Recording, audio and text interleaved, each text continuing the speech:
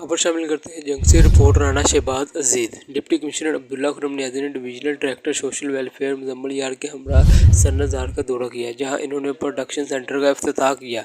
इस मौका पर deputy director social welfare Qasim Nisar, Rehana Yasmin, district manager Sannazar, Mrs Samra Rubab, incharge Darul Aman Syed Numan Ali Gilani, development project coordinator Qatar charity Ahmed Qureshi, field coordinator member advisor committee doctor Riaz, social welfare officer Shahid Amin व दीगर staff भी मौजूद था।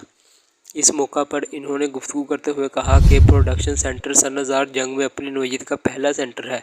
कतर चैरिटी और महकमा सोशल वेलफेयर के तावन से बनने वाले 17 सेंटर को जदीद मशीनें दी गई है। प्रोडक्शन सेंटर में सिलाई के लिए 11 अवर, काज ओवरलॉक के लिए 2, कढ़ाई के लिए 4 मशीनें दी गई। प्रोडक्शन सेंटर में सिलाई, कढ़ाई, काज ओवरलॉक, बटन पैकिंग का काम हो सकेगा। 28 लाख रुपए से स्टीम प्रेस समेत दीगर सहूलियत फराहमी की गई है।